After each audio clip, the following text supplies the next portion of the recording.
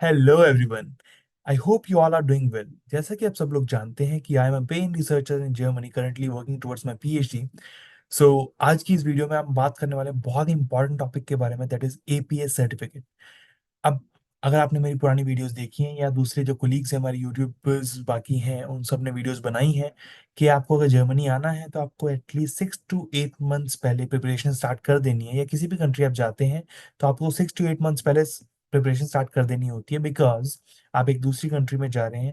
वहाँ पे आपके डॉक्यूमेंट्स वेरिफिकेशन, आपका जो एलिजिबिलिटी क्राइटेरिया एस्टेब्लिशमेंट है, आपका इंटरव्यूज, आपके एग्जाम्स, वो सब कंसिडर किया जाता है। उस टर्म में टाइम लग जाता है। सो अब ऑलरेडी हमने आपको 6 to 8 मंथ्स का टाइम दिया हुआ था, बट अभी क्या हो रहा है कि अभी ये करंटली 1 नवंबर 2022 से जर्मन गवर्नमेंट ने एक नया रूल स्टार्ट किया, that is what we call APS certificate. So होता क्या है कि जब आपकी जो एजुकेशनल क्वालिफिकेशन है जो आपने इंडिया में अचीव करी है, उस सब को वेरीफाई करके जर्मन जो एपीएस सेंटर है वो आपको एक डॉक्यूमेंट देता है दैट सर्टिफाइज कि आपका जो डॉक्यूमेंट्स है वो वेरीफाइड है, वैलिड है, और आप जर्मनी में स्टडी कर सकते हैं। अब द मेन थिंग इज कि इस चीज़ के बारे में आपको पता होना क्यों ज़रूरी है। अब क्योंकि हमें पहले से पता है कि 6 to 8 मंथ्स आपके आज से लेके एडमिशन तक चाहिए, आपको जर्मनी आने तक चाहिए, तो पहले से आपको प्रिपरेशन स्टार्ट करनी होगी। अब क्योंकि ये एपीएस सर्टिफिकेट है, ये यूजुअली इसका टाइम ड्यूरेशन 1 to 1.5 मंथ उनकी वेबसाइट पे मेंशन्ड है, बट अभी क्या हो रहा है कि करंटली जो स्टूडेंट्स आए हैं लास्ट विंटर सेमेस्टर में, दे टोल्ड मी कि they had to wait for 6 months. इतना टाइम उनको वेट करना पड़ा अपने एपीएस सर्टिफिकेट के लिए। दैट मीन्स ऑल्दो जो एपीएस एजेंसी है वो बहुत जल्दी जल्दी ट्राई कर रही है आपके सर्टिफिकेट्स को इशू करने के लिए, but still it's gonna take a lot of time. So उस चीज को कंसिडर करते हुए अब जो आपको वेटिंग टाइम है वो बढ़ जा रहा है। तो आपको क्या करना होगा, आपको एपीएस सर्टिफिकेट नाम की जो चीज़ है उसके लिए पहले से अप्लाई करना होगा।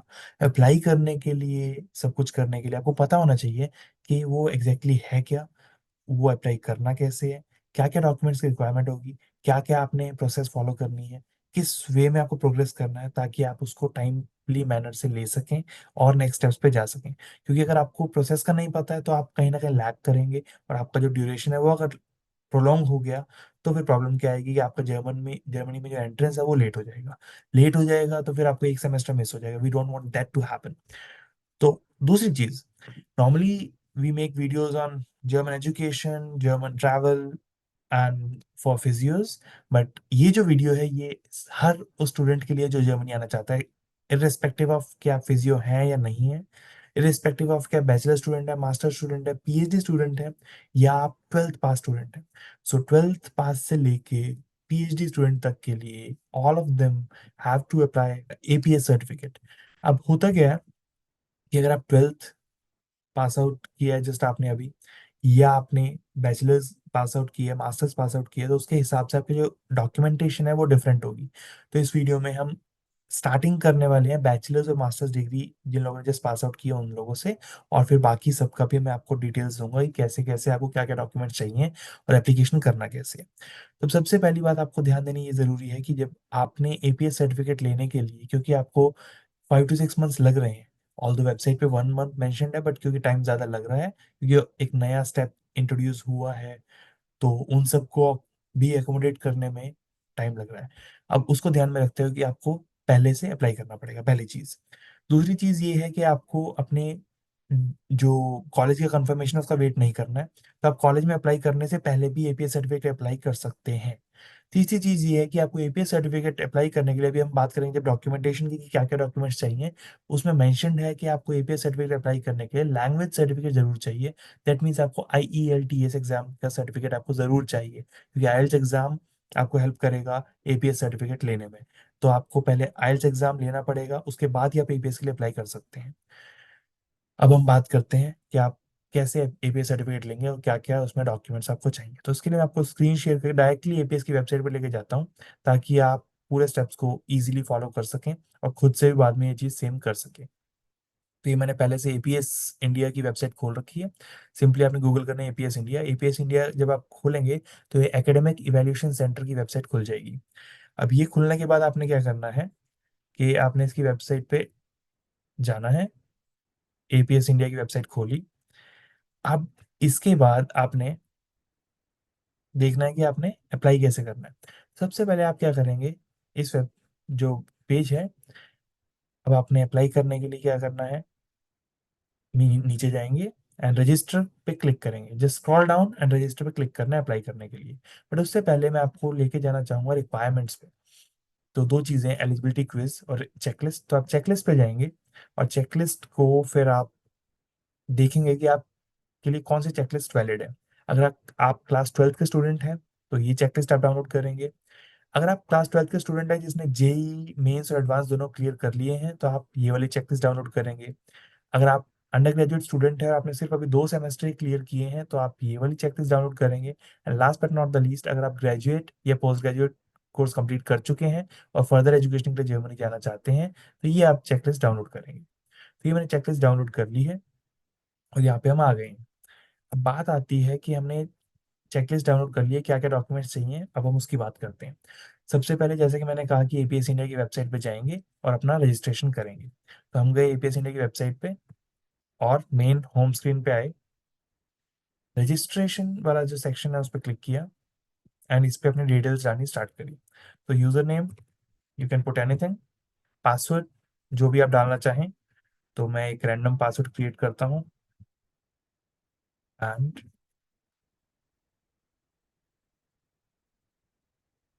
ये मैंने पासवर्ड जनरेट कर लिया।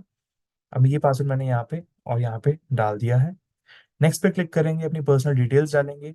अब इसमें आपको एक अपलोड करनी है अपनी इमेज, इमेज यानी कि पासपोर्ट साइज फोटो अपलोड करनी है जो कि 6 मंथ से पुरानी नहीं होनी चाहिए, ये आपको ध्यान रखना है।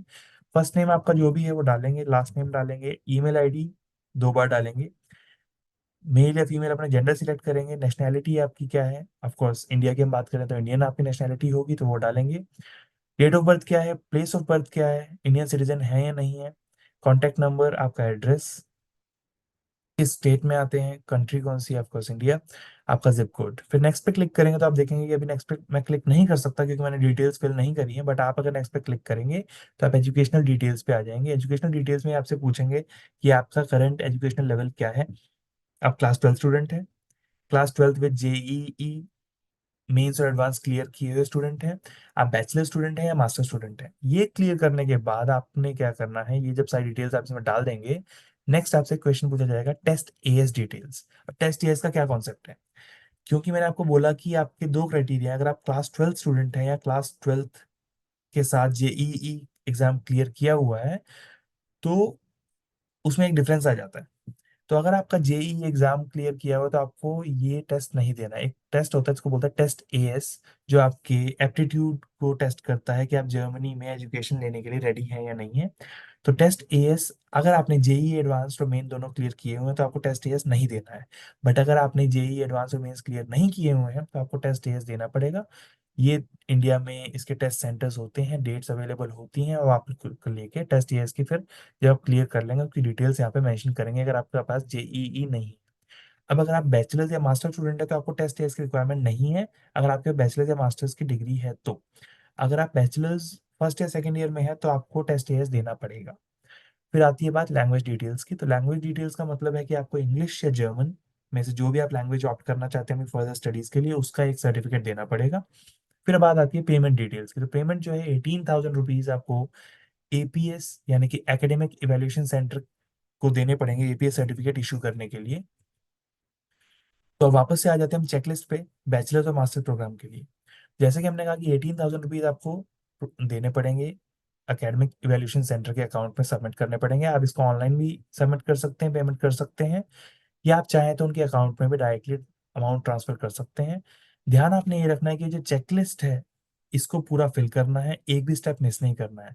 और जब आप पेमेंट कर रहे हैं तो पेमेंट की रिसीट की कॉपी आपको अपने पास रखनी है, क्योंकि लास्ट में बताऊंगा क्या होता है कि ये जो जितने भी आप फॉर्म फिल करेंगे, जो पहले हमने फॉर्म देखा वो एप्लीकेशन फॉर्म है, वो आप फिल करने के बाद उस एप्लीकेशन फॉर्म की प्रिंट आउट निकाल के उसकी कलर्ड कॉपी निकालेंगे, उसके अपनी एक पासपोर्ट साइज फोटो पेस्ट करेंगे, उस फॉर्म को साइन करके बाकी सब डॉक्यूमेंट्स के साथ आपको एपीएस इंडिया के ऑफिस में कॉरियर करना है, या खुद जाके भी आप जाके सबमिट करके आ सकते हैं।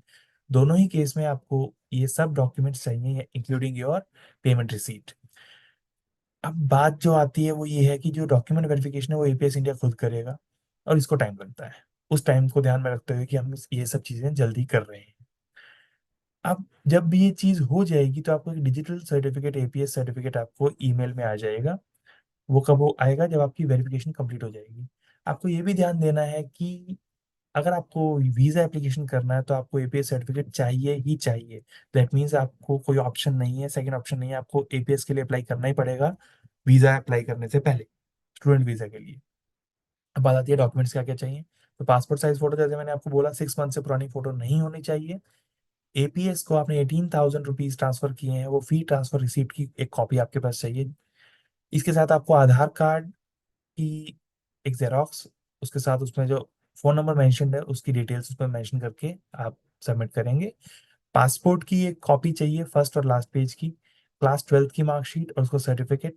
क्लास 12th का अगर एडमिट कार्ड अवेलेबल है दैट विल बी ग्रेट, क्योंकि दे मेंशन की इफ अवेलेबल। अब बात आती है कि इसके साथ साथ आपको चाहिए मार्कशीट की कॉपी। जितने भी आपके सेमेस्टर्स आप क्लियर कर चुके हैं बैचलर्स में, उन सब की मार्कशीट की कॉपी। अगर आप मास्टर्स कर रहे हैं तो मास्टर्स में जितने आप सेमेस्टर कंप्लीट कर चुके हैं, उन सब की मार्कशीट की कॉपी। बैचलर्स डिग्री अगर आपके पास आ चुकी है तो उसकी कॉपी लगाएंगे। अगर आपके पास बैचलर्स डिग्री नहीं आई है तो आप अपने यूनिवर्सिटी से एक प्रोविजनल सर्टिफिकेट इशू करवा सकते हैं। वो प्रोविजनल सर्टिफिकेट 1 ईयर से ज़्यादा पुराना नहीं होना चाहिए, ये ध्यान आपने रखना है। मास्टर्स डिग्री अगर आप कर रहे हैं, अगर आप पीएचडी प्रोग्राम के लिए अप्लाई करना चाहते हैं तो मास्टर्स डिग्री और उसकी ट्रांसक्रिप्ट आपको अप्लाई अपलोड करनी पड़ेंगी। Last but not the least, language certificate आपको चाहिए, जो कि जर्मन या इंग्लिश में से जो भी लैंग्वेज आप ऑप्ट करना चाहते हैं उस लैंग्वेज का आपको सर्टिफिकेट चाहिए। Most commonly IELTS examination, that's IELTS का लैंग्वेज सर्टिफिकेट आप यूज कर सकते हैं। अगर जर्मन में करें तो जर्मन पे लैंग्वेज सर्टिफिकेट आपको यूज करना होगा। अब इन सब डॉक्यूमेंट्स का आपने एक चीज ध्यान रखनी है कि जब भी आप इनकी फोटोकॉपी निकालेंगे, फोटोकॉपी करते हुए आपको इनके फ्रंट और बैक दोनों साइड कॉपी करने हैं। कलर्ड फोटोकॉपी होनी चाहिए। फोटोकॉपी जो है वो कलर्ड होनी चाहिए, ब्लैक एंड व्हाइट ना निकाले तो बेटर रहेगा। क्लियर होनी चाहिए, क्योंकि होता क्या है, वेरिफिकेशन प्रोसेस है। वेरिफिकेशन ऑलरेडी इतना टाइम ले रहा है, अगर आपके डॉक्यूमेंट्स में थोड़ा सा ही प्रॉब्लम होती है तो फिर they have to come back to you, they have to email you, write you और कॉल यू, एंड उस चीज में टाइम लग जाता है। तो बेस्ट ऑप्शन इज कि आप जो है अपने डॉक्यूमेंट्स हैं उनको प्रॉपर वे में पूरा प्रॉपरली सेट करके पहले से उनको देंगे, ताकि जो टाइम है वो मिनिमम वेस्ट हो आपका भी और एपीएस जो एकेडमिक इवैल्यूएशन सेंटर उनका भी। अब इसके साथ जो है, जो आपका कुछ स्टूडेंट्स हैं जिनको एपीएस सर्टिफिकेट नहीं चाहिए, वो कौन है? वो स्टूडेंट है, अगर आप कोई लैंग्वेज कोर्स करने के लिए जर्मनी में आ रहे हैं तो आपको एपीएस सर्टिफिकेट की रिक्वायरमेंट नहीं है। दूसरा है कि अगर आपको DAAD या किसी और जर्मन स्कॉलरशिप आपको मिल रही है, या आप किसी स्कॉलरशिप लेटर आपके पास है, तो आपको एपीएस सर्टिफिकेट की रिक्वायरमेंट नहीं है। These are the best parts कि अगर आपके पास ये चीज़ें हैं तो आपको एपीएस सर्टिफिकेट की रिक्वायरमेंट नहीं है। अब अगर आप एक्सचेंज स्टूडेंट हैं तो आपको एपीएस सर्टिफिकेट की रिक्वायरमेंट पड़ सकती है। ठीक है। और अब बात आती है कि ये सब हो गया कि आपने क्या क्या डॉक्यूमेंट्स लेके जाने हैं, अप्लाई कैसे करना है, रजिस्ट्रेशन कहाँ पे करना है। सिंपली एपीएस इंडिया की वेबसाइट पे जाएंगे, अप्लाई करेंगे। कभी कभी क्या होता है कि आपके जो डॉक्यूमेंट्स हैं, अगर आप 12th पास आउट जस्ट आपने की है तो आपके केस में क्या होगा, क्योंकि आपके जो चेकलिस्ट है वो भी डिफरेंट होगी। जैसे कि हमने बात करी, जो 12th पास आउट की चेकलिस्ट है वो डिफरेंट है। ऑफकोर्स आपको बैचलर्स प्रोग्राम की या मास्टर्स प्रोग्राम की कोई सर्टिफिकेट्स आपको नहीं मांगे जाएंगे, क्योंकि आपने वो अभी तक नहीं किया है। तो आपका बाकी सब चीज़ें सेम रहेंगी। The only difference will be कि जो आपका टेस्ट एएस का रिजल्ट है वो आपको देना पड़ेगा। तो टेस्ट एएस एक एग्जाम है, उसका रिजल्ट आपको देना पड़ेगा, बाकी सब चीज़ें आपकी सेम रहेंगी। और अगर आप 12th पास आउट स्टूडेंट हैं और आपने जो है JEE, that is joint entrance examination clear किया है, तो आपको मेंस और एडवांस दोनों क्लियर करने होंगे। उसके बाद आपको टेस्ट एएस देने की रिक्वायरमेंट नहीं है। That's the best part about JEE mains and advance. Last but not the least, अगर आप यूनिवर्सिटी में अंडर ग्रेजुएट प्रोग्राम के फर्स्ट या सेकंड सेमेस्टर में हैं तो आपको अपने बैचलर्स की जितने सेमेस्टर आपने क्लियर किए हैं तो फर्स्ट ईयर की आपको बैचलर्स की मार्कशीट लगा सकते हैं। उसके साथ साथ टेस्ट एएस आपको भी देना पड़ेगा। तो टेस्ट एएस देने से कौन एग्जेम्प्टेड है? या तो आपके पास JEE मेंस या एडवांस का रिजल्ट हो, या फिर आप बैचलर्स या मास्टर्स कंप्लीट कर चुके हैं। दोनों ही केस में आपको टेस्ट एएस सर्टिफिकेट नहीं लगाना पड़ेगा, अदरवाइज आपको उसकी जरूरत पड़ेगी। अब ये सब करने के बाद कभी कभी क्या होता है, अगर आप बैचलर्स कोर्स के लिए अप्लाई कर रहे हैं, तो जो एकेडमिक इवैल्यूएशन सेंटर है वो क्या करता है, आपको इंटरव्यू के लिए कॉल कर सकता है। तो आपको 10 से 14 दिन पहले, यानी कि 10 to 14 डेज पहले आपको इंटीमेट कर दिया जाएगा कि आपका एक इंटरव्यू है, उसकी डेट आप चेंज नहीं कर सकते हैं, एंड आपको उस इंटरव्यू में प्रेजेंट होना पड़ेगा। वो ऑनलाइन प्रोबेबली इंटरव्यू होगा, 20 मिनट्स का इंटरव्यू होता है यूजुअली। उसमें आपसे पूछा जाता है कि आपका पास्ट एक्सपीरियंस क्या रहा है, एजुकेशन आपने क्या क्या ली है, और उसके साथ साथ आपको क्या क्या अचीवमेंट्स है आपकी एजुकेशन में, उन सबको काउंट करते हुए अगर दे आर सेटिस्फाइड, तो with in the next 5 days आपके ऑनलाइन जो एपीएस का पोर्टल है उस पर आपका वेरिफिकेशन कंफर्मेशन आ जाएगा, और आपको ये कंफर्म हो जाएगा कि ठीक है आपका वेरिफिकेशन हो चुका है। उसके बाद आपको एक एपीएस सर्टिफिकेट, जो सर्टिफाइंग सर्टिफिकेट है, वो आपको इशू कर दिया जाएगा कि आपके डॉक्यूमेंट्स वैलिड हैं। Now you can proceed with your college application, with your visa application, with your travelling everything. तो आपको ये ध्यान रखना है कि अब आप देख सकते हैं कि एपीएस कितना ज़रूरी है। ऑल्दो एक नया स्टेप है, इस वजह से जर्मन एम्बेसी को और एकेडमिक इवैल्यूएशन सेंटर को भी टेस्टिंग फेज है, चीज़ें नई ऐड हुई हैं तो उनको भी टाइम लग रहा है। तो उस चीज़ को ध्यान में रखते हुए आप जितना जल्दी हो सके उतना जल्दी अप्लाई करें, जितना जल्दी हो सके अपने सारे डॉक्यूमेंट्स रेडी करें, अपना आइएलटीएस एग्जाम दें या जर्मन लैंग्वेज एग्जाम दें। अगर आपको टेस्ट एएस के लिए you have to sit for it, तो वो उसको जल्दी जल्दी करके दें, क्योंकि जब तक वो चीज़ नहीं करेंगे आप एपीएस के लिए अप्लाई नहीं कर सकते हैं। जब तक एपीएस अप्लाई नहीं करेंगे आपको वीज़ा नहीं मिलेगा, वीज़ा अप्लाई नहीं करेंगे तो आप जर्मनी में नेक्स्ट सेमेस्टर, जो विंटर सेमेस्टर है, उसमें आपका आना मुश्किल हो जाएगा। तो ये सब चीज़ें आपको बहुत ही जल्दी से करनी बहुत ज़रूरी है। अगर इस वीडियो में आपको कोई भी डाउट, कंफ्यूजन, क्वेरी हो, नीचे कमेंट बॉक्स में लिख सकते हैं, we will be more than happy to help you out. इसके साथ-साथ अगर आपको कोई पर्सनलाइज़्ड क्वेश्चन है, कोई डाउट है जो आप हमसे पूछना चाहते हैं, हमसे कॉन्टैक्ट करना चाहते हैं, तो हमारा Instagram, Facebook, Gmail, LinkedIn, Twitter, सारे जो प्रोफाइल्स हैं हमारे यूट्यूब चैनल के साथ लिंक्ड है। तो आप हमें directly you can follow us there and write us your queries. उसके साथ साथ इस वीडियो में आपको अगर ये वीडियो अच्छी लगी हो तो आप इसको लाइक कर सकते हैं, और उन लोगों के साथ शेयर कर सकते हैं जिनको आपको लगता है कि रिक्वायरमेंट है इस वीडियो की, अभी जो अभी अप्लाई कर रहे हैं जर्मन एजुकेशन के लिए, या in the near future apply कर सकते हैं। अगर आप इस चैनल पर नए हैं तो इस चैनल को सब्सक्राइब करना कंसिडर कर सकते हैं, ताकि जो आने वाली वीडियोस हैं वो आपको विद इन टाइम आपके नोटिफिकेशन बॉक्स में आ जाए। एंड अगर आपको कोई भी फीडबैक हो हमारे अब तक के कंटेंट के लिए, इस वीडियो के लिए, या कोई सजेशंस हो कि आप फ्यूचर में हम किस टॉपिक पे वीडियो बनाएं, तो आप हमें नीचे कमेंट सेक्शन में लिख के बता सकते हैं। Will be more than happy to work on your feedback and suggestions. And ये लर्निंग जो है ये हमारे लिए भी और आपके लिए भी है, इससे हम ग्रो करते हैं। तो thank you very much for listening to me, and will see you very soon in the next video. Till then, stay tuned, stay connected and stay blessed. All the very best.